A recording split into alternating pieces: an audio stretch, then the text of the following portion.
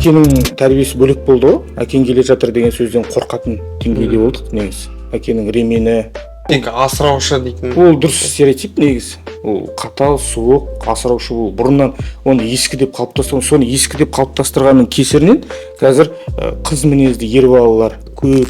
Бауырым екеуміз суға түсіп жүреміз, күн ұзақ суға түсеміз. Сонда әкем нан істеңдер демейді. Қыздарының барлығын мен тең дәрежеде жақсы көремін. Әкенің рөлі ол міндетті түрде жауапкершілік деп есептеймін. Мойындаймын.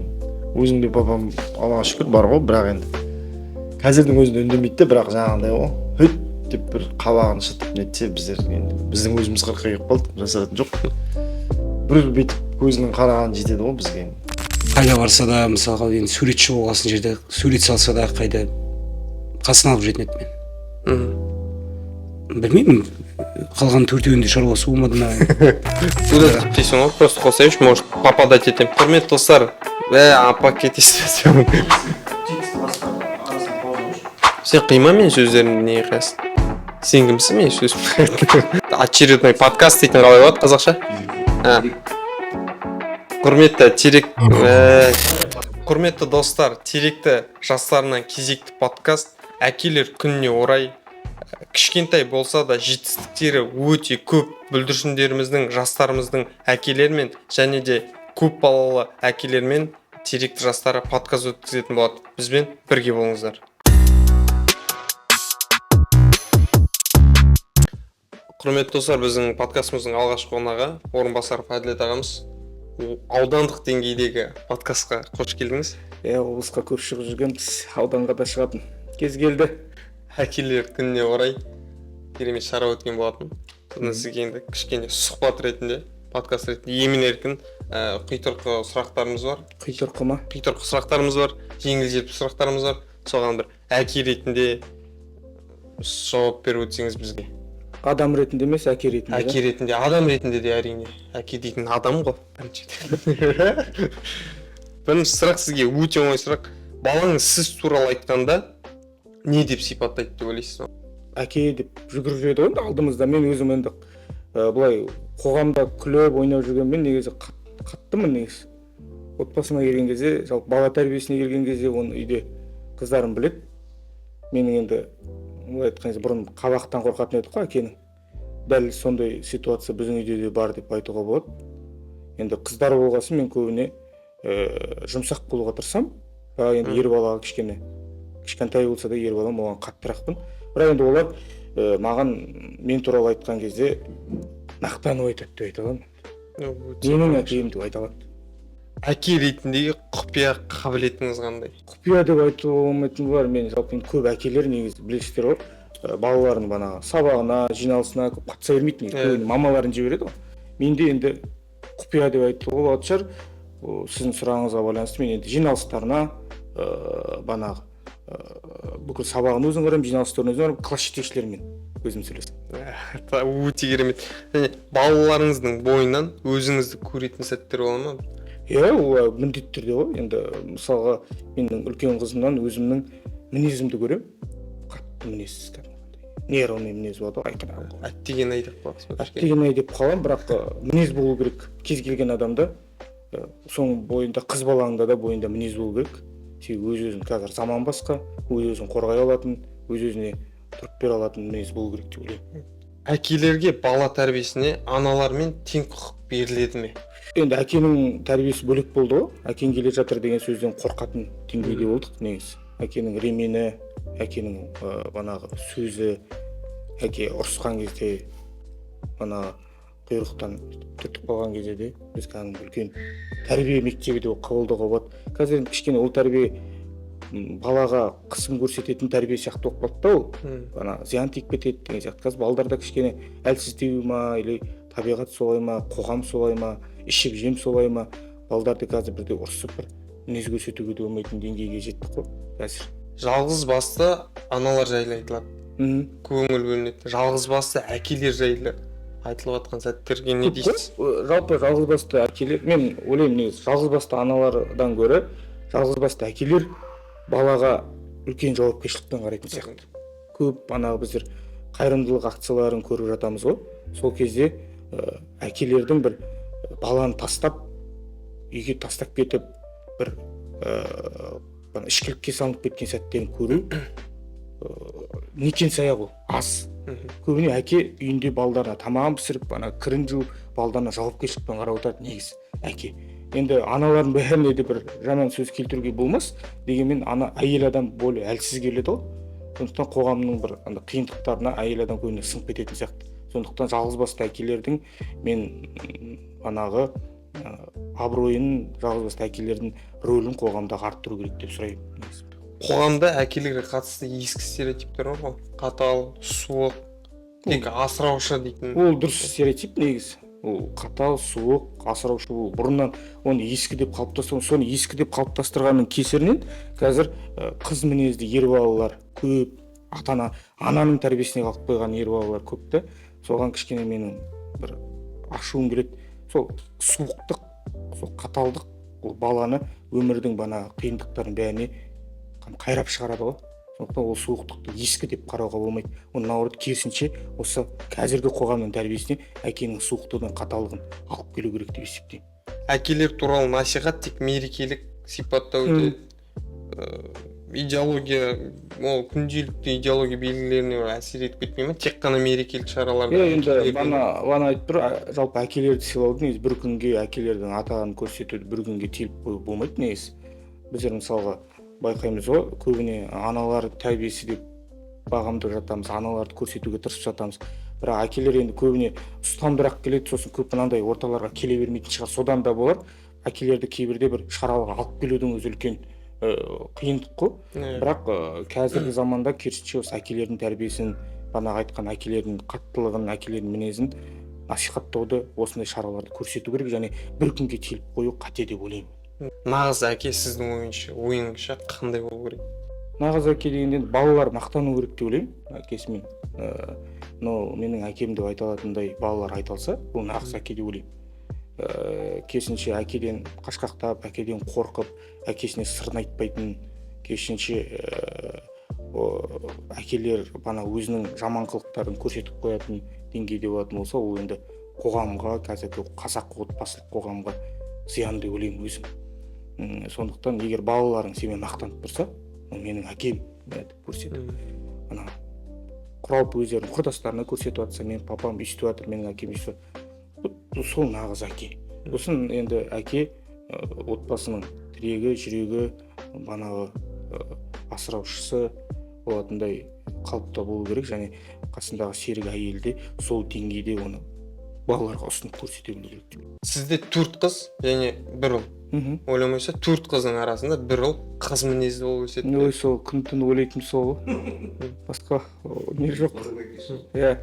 Мен қазір енді тәрбие ғой, мен бағана айттым, кездесулерде де айтып жүрем, балаларымды жалпы мен өзім спортқа жоқ болсам да спортқа бергім келеді. Құттайтып есін жиып, бала жасы кішкене үлкейгеннен кейін кәдімгі спортқа беріп, қазір шүкір бар ғой, балалар, менің балам 4 қыз кукла ойнап отырса, менің балам доп теуіп жүреді, менің балам сыртта ойнап жүреді, машинамен әуес болып отырады. Соған қараған кезде енді мен тәрбием дұрыс шығар деп ойлаймын. Мен балам юбка киіп ернін боямайды. Ол қыздарға ғана тән нәрсе. Олай болатын болса, таяқ жейді деген сияқты. Ұрыс естиді. Сондықтан менің балам менен де мықты болу керек деп есептейміз. Көп рахмет, келгеніңізге, уақытыңыз бөліп. Алғысым шексіз. Келесі қонағымыз Теректі аудандық қазынашылық басқармасының басшысы Ұлан ағамыз келіп отыр. Ұлан аға, енді сізді өте қазақи, Теректі ауданындағы нағыз, мен өзім сізбен танысқанда өте қатты таңғалғанмын. Бұндай қазақилықты, қазақтылықты дәріптейтін адамдар әлі күнге шейін бар екеніне. Әке ретінде бір маған кішкене сұрақтарға жауап беріп кетсеңіз, сіздің әкеңіз жалпы қандай адам болған? Шақырғандарыңызға жігіттер көп рахмет. Енді өзімнің әкем қандай болған деп сұрап жатсаң, өзімнің әкем 2015 жылы дүниеден озды. Жетісудың Жаркент өңірінің тумасы.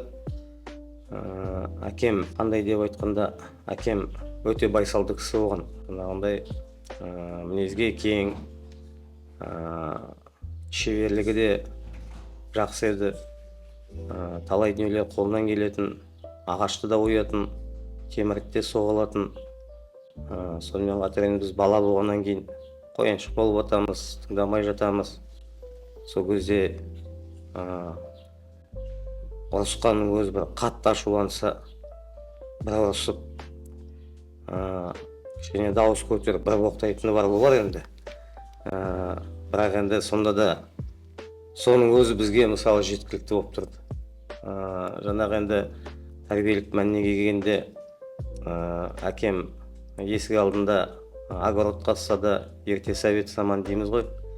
Он шақты сотық жерге жаңағы картоп егетін, жаңағы мекемелерге жер бөліп береді.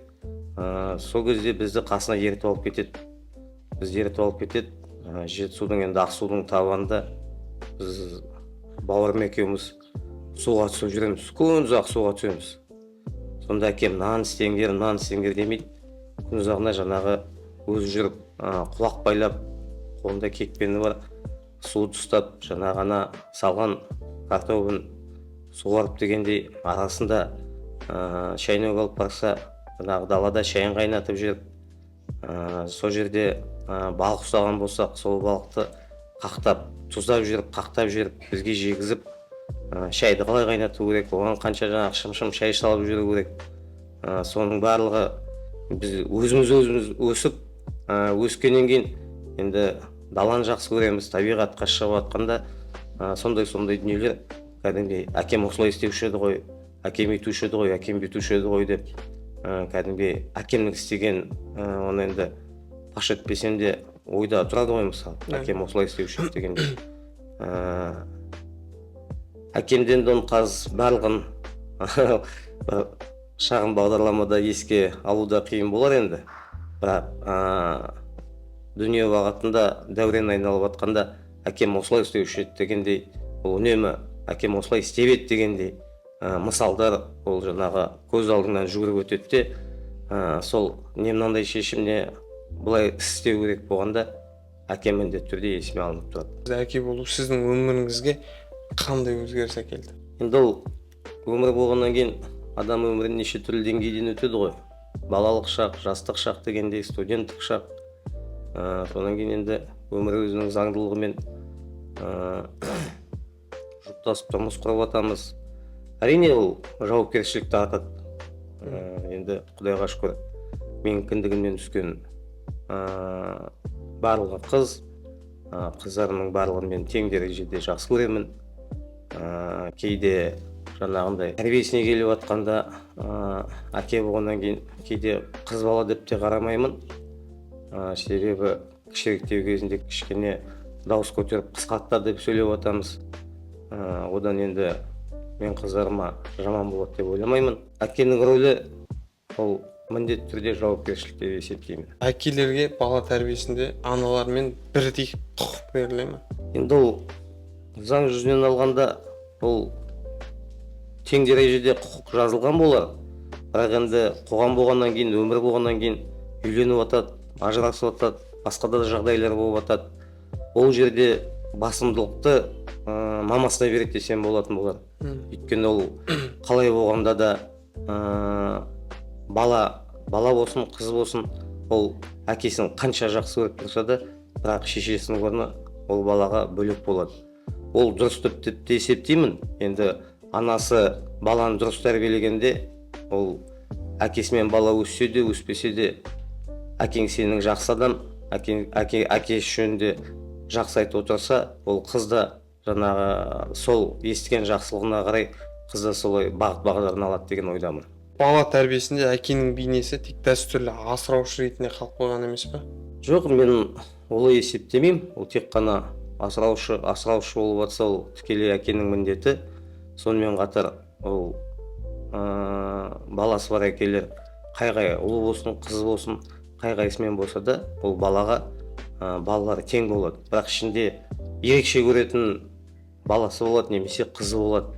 Қалай болғанда да ол бала да, қыз да әкесімен сырласа біліп, әкесі оны тыңдай біліп, өзінің ой ақылын айтса, ол жаңағы әкенің рөлін бала шағадағы жаңағыда арытпаса еш кеміспейді деп ойлаймын енді. Балаңызбен, қыздарыңызбен бірге қарап күтетін мультфильм немесе фильм бар ма сізде? Мультфильм дегенде енді үйде кішкентай қызым жаңағы ютубтан мультик қарап отқанда кейде кішкентай қызым кел әке кел деп сүйреп алып келіп ана қасына жатқызады да өзімен үстіме шығып алып не отырады не жатады, содан кейін мультигін қарап атып ұйықтайды.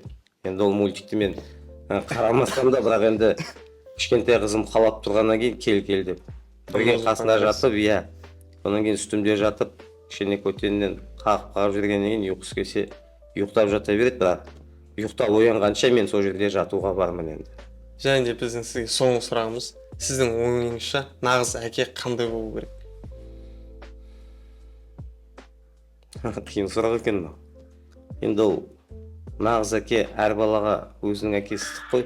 Ол әкесі жаман болса да, біреу маған жаман болса да, басқа қоғамға жаман болса да, бірақ ол балаға ол әкесі ол оған жақсы болып тұрады. Нағыз әке баласына дұрыс ақыл айта алса, баласына дұрыс бағыт бағдар берсе, баласы жаңағы қозғалып жатқан қоғамда өзін алып жүре алатындай дәрежеге жеткісе, нағыз әке сол деп есептеймін. Көп рахмет сіздің келгеніңізге, өзіңіздің пікіріңізбен біліскеніңізге, жалпы жастарды қолдап жүргеніңізге. Міндетті түрде сізбен тағы да бір 2 сағаттық, 3 сағаттық подкаст болады деген үміттеміз. Рахмет. Бүгін бізде қонақта 5 баланың әкесі Темірболат ағамыз, қош келдіңіз. Жалпы подкастта алғашқы рет. Темірболат ағаның ортаншы баласы, қателеспесем, Иә. Киокушинкай, жалпы карате, кудо, тағы да басқа спорт түрлерінен әлем чемпионы, Азия чемпионы, облыстық турнирлардың чемпионы. Бірақ бір қызығы Теректі ауданында, біздің ауданымызда, ауылдарда Киокушинкай немесе басқа да каратен спорт түрлерінен жаттықтырушылар да жаттығатын жерде жоқ. Бұл кісі өзінің баласын қалаға күнделікті жарыстарына өзі апарып жүреді екен. Солай ма? Иә, солай. Сізге, өзіңізге балаңыз солайынан енді тасу қатты қиынға соқпай ма? Жұмыстарыңыз бар, 5 балаңыз бар, әйеліңізге уақыт бөлу керек. Енді ол жаңағы қиынға соқпағанда бала үшін енді бәріне дайынбыз ғой жалпы. Бірақ енді бала өзі қалады сол спорт түрін. Сосын енді артқа қайтатын жол жоқ та. Сосын алған не болса да барсын, көрсін, жаңағы өзіміздің немізді қателігімізді қайталамасын, жаңағы көрсін, болашақ алда ғой деп сол үшін бердік и дальше келе жатыр. Жалпы өзіңіз спорт мен спортқа қатысым болған, бірақ армияға дейін ол 2006, 2005 сол уақытта болды. Сіздің балаңыз қазір нешеде? 10-да. Неше жасында бастады спортта? 3 жасында бастады. Мына кубок медальдары, тек қана бір 100-ден бір бөлігі шығар. Біздер білеміз, өте көп кубок медальдар бар. Неше жасында бастады дедіңіз тағы? 3,5 жасында бастап, почти енді 6,5 жыл. 7 жыл ғой. 7 жылда ол результат көрсету. Кандидат мастер спорт немесе сіздерде пояс арқылы қояқ? Пояс арқылы, иә. Қандай пояс? Сары пояс қазір. Сары пояс. Балаңызға сәттілік, тайынбасын, ешқашан енді спортсмендердің ең алғашқы қорқынышты ешқандай травмасы болмасын. Құдай қаласа біздің ауданымыздың атын биік белестерден бағындырып жүре берсін. Міне сіз өзіңіздің балдарыңызбен болады ғой, әке ретінде бірге фильм қарап немесе бір қарайтын өзіңізге семейный мультфильмдеріңіз бар ма? Немесе фильм ба? Оны семейный болғанда бір жаңадан шыққан бір фильмдар, жаңа көбінесе жаңа Тұрсынбекті қарайды да. Тұрсынбек Қабатов ма? Тұрсынбек Қабатов ағасын көп қарайды. Шындап та бір-екі несін қарайды. Өзім жаттап алған бар, соны қарайды. Атак былай енді көбіне соны қараймыз енді, семьяда да сол жаңа. Енді сіз әке ретінде ертең балаңыз тұрып, папа мен мына спорт түріне шаршадым, спортпен айналысқым келмейді, басқа салада өзімді көргім келеді десе не істейсіз? Жоқ, ол осы спортты жаңағы сіз айтып отырсыз ғой, каратені таңдады и қосымша мында ауылда жаңағы футболына барады и жаңағы күресіне барады. Тоже керемет, өте тамаша. Жаңағы жұмада 3 рет апарамын да, жаңағы Қалаға апарып иә, тұрасың? қалаға 3 мезгіл апарамын, жұмасына 3 рет. И бос уақытында жаңағы футболына барады, обедтен кейін, то есть. Сосын жаңағыдай кешкісін күресіне барады. Бос уақыт жоқ болшымен. Зорығып кетпей ма, бәрі жақсы ғой? Өзі қабылдады, солай үй дәріс келеді солай. Өте тамаша. Әке ретінде мысалы өзіңіз қазіргі заманның әкелері, мысалы сіздің папаларыңыз Совет одағының кезі деп айтады ғой. Әкелердің екеуінің айырмашылығы неде қазір? Ол кездің енді әкелері әке ғой действительно. Мойындаймын. Өзім де папам Аллаға шүкір бар ғой, бірақ енді қазірдің өзінде үндемейді де, бірақ жаңағыдай ғой. Хөт деп бір қабағын шытып нетсе, біздің өзіміз қырқайып қалдық, жасатын жоқ. Бір бүйтіп көзінің қараған жетеді ғой бізге. Әлі солаймыз, бірақ енді шүкір. Аллаға шүкір отыр ол кісілер. Рахмет жауабыңызға. Әке ретінде бір бұрынғы шаққа барсаңыз, әке ретінде нені өзгертер едіңіз? Неге көп мән берер едіңіз? Мәссаған дейсің. Олай болды екен. Бұрынғы бір қателіктеріңіз болар ма? Может, бала тәрбиесінде бір өзгертетін нәрсеңіз бар ма? Бірақ мынандай жетістікке балдарыңызды қарап отырсам, өзгертетін ештеңе жоқ сияқты. Сол ғой. Бірақ енді мен өз басым спортқа жақын болғанмен, мен қазір баламның шындап айтсам, жетістігіне қуанамын, өз басым ше. Талай жарысына бірге бардым мен баламның. Кәдімгі өзің жаңағы шығып, жаңағы татамидің өзіне шыққанның өзінде, өзің шығып жатқандай боласың да, бірақ уже мақтанышта уже жанып кеткің келіп отырады да кәдімгі. Нағыз әке қандай болу керек? Нағыз әке енді өз ойым менің. Өз бала шағама тәрбие беріп жатырмын ғой. Шүкір Аллаға, 5 бала шағам тәрбиелеп жатырмын. Нағыз әке енді баяғыдай әкелер деп айтпай ақ қоямын, бірақ енді менің әкем деп айтатындай әні келатыр деп баяғыда айтады ғой біздің мамамдарымыз. Сондай болса екен деп өзім арманым, бірақ енді шүкір балдарым сөйтіп айтады қазір. Көп рахмет Тимур аға. Балаңыздың жетістігі өркендей берсін. Әке ретінде, тұлға ретінде өте қатты үлкен жетістіктерге жете беріңіз. Рахмет.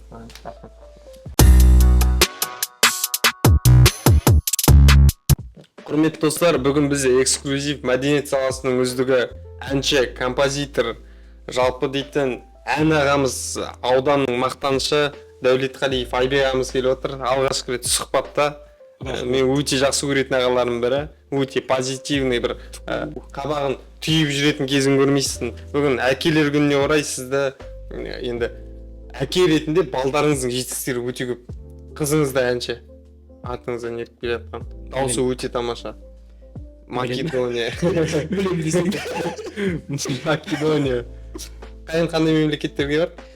Турцияға бардым. Сіз барған жоқсыз? Жоқ. Мен Қазақстан ішіне шыға алмадым. Бүгіннен бастап мәдениет саласының үздігі Айбек ағамыз. Қаншама лауреат иегерлері. Қызыңыздан өзіңізге ұқсайтын бір не бар ма? Әке ретінде мінездері бар ма балдарыңыздың? Ай сезімі бәлде жалпы балдарыңыз. Біріншіден қош келдік. Қош көрдіңіз. Бірінші подкастқа келіп тұрасыз сосын. Бір түрлі екен өзіңді. Қызғай сезінеді екенсің. Не? Екі қыз бір ұлым бар. Мен ортаңғы қызым да мінез. Өзімдік. Сіздікі? Иә, енді үлкен қызым Ай сезіммен, ұлым Арман ол шешесіне тартып кеткен. Анасына, то есть. Сондай ана ортаңғы қызымен ер азамат сияқты, себебі деген ер бала сияқты. Біздер бірінші қыздан кейін ұл күттік пе, сондай болды енді, жасырмайды. Сол себептен қызым ер бала сияқты, мінезде сондай ашуланшақ дегенде өзім сияқты мен ашуланамын, бірақ мен ашуым тез тарайды деймін. Ол да солай. Енді әке оғасын көріп отырасың да. Ол не әке ретінде бейт. Сіз енді көбінесе гастрольде, сапарда жүресіз. Балаға уақыт табасыз ба? Уақыт жиі қыдырып тұрасыздар ма? Жалпы негізі 5 күн жұмыс, қалған 2 күн тағы жұмыс. Той саласында жүрген жерде концерттер бар, тойлар бар, сонымен кетіп қалып жатамын. Бірақ көбінесе балалармен қыдырғанды жақсы көремін. Шама келсе қыдыртуға тырысамын. далаға апарамын. Біз енді Оралда қыдыратын да жер аз ғой. Бірақ шама келсе енді жоқтан бар жасап, енді өзім бала кезімде көрмеген, ойнамаған жерлер мына. Жалпы Сол жерге апардым. күшті. Жалпы әке ретінде отбасыңызбен хоббиіңіз қыдыру, демалу, аралау, кітап оқу, ештеңе жоқ. Шетелдегідей барып, бір жылдар былтыр мысалы шетелдегідей паркке барып, пикник жасап, сөйтіп картоп жарғанымыз бар. Өте тамаша. Кіші ұлыңызды білем. Біздің алдымызда подкастқа келіп кеткен болатын, халықаралық балалар күніне орай. Менен бұрын. Сізден бұрын шақырдық. Ағылшынша емін еркін сөйлейді. Неше 200 мен санымды қалып отырмын. 260 мемлекеттің туын астанасымен бірге біледі. Ол балаңыз нешеде? Балам 7-ге толды. 7-ге толған бала үшін сіз үйреттіңіз бе? Жоқ, оны мен үйреткен жоқ. Оны шешесі үйреткен жоқ. Оны ютубаға үйреткен секілді. Жалпы баланың интерес дейді, қызығушылығы өте мықты. Жалпы басында ана автокөліктердің маркалеріне қызығады. Содан бастап дамый бастады, қазір елдерге қызығады.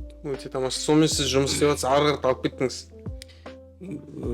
Жоқ, жалпы өзім қазір таңда әлі өз-өзіме құйып жатырмын десең инвестицияны. Жалпы балалар өздерімен өздері жүр қазір. Енді көп сұрақ қой, өнер адамы қандай әке болады дейді. Сондай сұрақ көп қояды. Өнер адамы постоянно гастрольде жүреді, үйде болмайды, той саласында Айбек ағамыз өте керемет асаба, екі тілді жүргізеді. Қазақша да, орысша да емін еркін. Астына номер шығарып қоямыз. Бізде ондай көп адам қарамайды.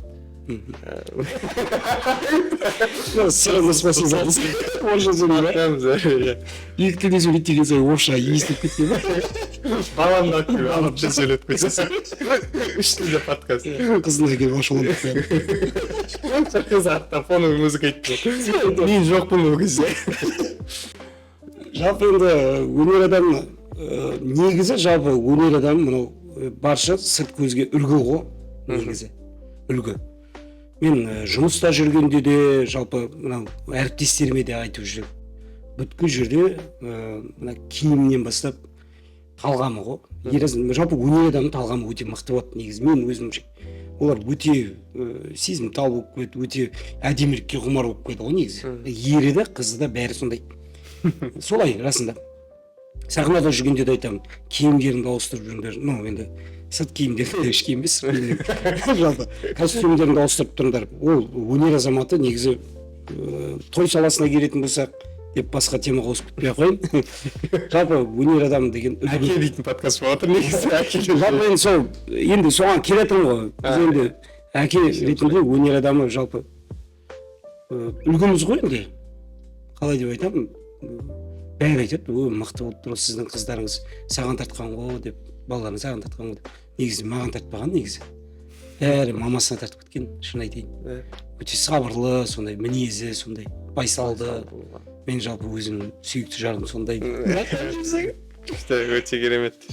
Мен енді бірақ үлкен қызыңыз өзіңіздің менің ойымша копияңыз. Ән айту жағы енді сізге ұқсайды. Енді өнер жағы енді бізге тартқан. Сіз онымен жұмыстандыңыз ба, сөйтіп қызыңызға өлең айтқызды? Жоқ. Мен негізі жоқ, балам қызыма енді бүткіл өнер ән таңдау жағынан манағы дауыс қоюға бәрі өзінің ұстазы бала кезінен, қыз кішкентай кезінен тәрбиелеп өсіріп келе. Гүлназ Құсайынова сол кісі тәрбиелеп қазір үлкен сахнаға алып жүрген. Біз тек жалпы инвестиция жағынан, ақша жағынан мысалы қолдау ғой, қолдау, спонсорский қолдау. Шама келсе енді қалдырмауға тырысамыз да балаларды. Әке ретінде нелеріңіз, өзіңіздің запреттеріңіз бар ма? Онан кейін шығып қойсыздар. Анда бармайсыз, мында бармайсыз деген жерлеріңіз бар ма? Бар. Қатал әкесіз ба? Жоқ, қатал емес. Жұмсақ әкесіз ба? Бірақ жұмсақпын, өте жұмсақпын. Мен деген бірақ мені өте қатты түсінеді да. Андай. Коннект жақсы болып көзқарасыма байланысты. Мен қаншама қасымда достарыммен, әріптестермен былай ойнап көріп жүремін ғой, бірақ үйде көзқарасым қатты болып тұр ма, сразу бір қарағанда түсінеді. Өте тамаша. Бұрынғының әкелерінің несі бар, иә. Ештеңе айтпай, мысалға кеше қалада жүрсем, магазинде тұрып, балам звондап тұр маған. Магазинде тұрып звондап тұр мысалы. Папа маған мынаны алуға бола ма, ананы алуға бола ма деп. Оған ешкім мамасы айтқан жоқ, қасында тұрып, сен папаңнан сұра деп. Ана дүкенші сатушылардың өзі айтады дейді, мә мұны баланы қарашы деп. Қызыға әкесінің рұқсатынсыз алмайды екен деген сияқты. Оны ешкім үйреткен жоқ олар. Значит, соған қарағанда мықты болып тұр тәрбиемде. Мықты болып тұр ғой, тәрбиеңіз соған қарағанда. Өнер адамы бала тәрбиесіне мән бермейді дейтін нәрсені Айбек ағам қазір жоққа шығарды. Керемет. Осы подкаст болмағанда біз білмейтін едік. Соны айтамын. Сізге дейтін әке ретінде сұрағым барлығына точно жауап беріп тұрсаңыз өте не істеп отырмын. Сізге сұрақ қойайын, нағыз әке сіздің ойынша қандай болу керек? Нағыз әке үлгі болу керек сияқты. Балаға да, қызға да. Біреу сөзбен емес, іспен дәлелдеу керек сияқты. Әке болу. Сіздің әкеңіз сондай болды ма? Сіз үшін сондай бала болды ма? Менің әкем сондай болды. Біздер жанұяда 5 бала болдық. Соның ішінде қайда барса да, мысалға енді суретші болғасын жерде сурет салса да қайда қасына алып жүретін еді мен. Білмеймін, қалған төртеуінде шаруасы болмады ма, бірақ қайда жүрсе де мені алып жүретін еді. Өзінің мастерской болды, сарайы болды, соның ішінде жүрсе де мені алып жүреді. Ағаш кессе де, сурет салса да, білмеймін ол енді. Бірақ айтқан жоқ ол кісі маған. Сен қасымда жүр, үйрен деп ештеңе айтқан жоқ. Сөзім ауырмасын, бірақ іспен дәлелдеген сияқты, іспен көрсетіп жүрді. Сол ұстанымды сіз қазір бәрі қарата жалғастырып. Мен де болашақ әкелерге де, жастарға да айтарым сол. Сөзбен мен андаймын, мен мынандаймын дегенше іспен көрсету керек сияқты. Әке ретінде өзіңіздің балаларыңыздың болашағын қалай көргіңіз келеді? Балаларым болашағы еш нәрсеге тәуелді болмаса екен деймін. Өте тамаша. Себебі деген білмеймін, ол өзімнің сол ойым ғой. Қазір бар адам қазір жоқ, қазір қорқам расында. Балаларым өскен сайын, бұрын кішкентай болғасын мән бермейтін едік, қазір өскен сайын уайымдайсың. Болашақта кім болады, қалай болады, мен бұлардың қасында бола аламын ба, болмаймын ба деген. Сол себептен қазіргі таңда, қазіргі уақытта шама келсе соларға тәрбие беріп, соларға шама келгенше, қолынан келгенше көмек көрсетіп, жағдайларын жасап кету мақсат.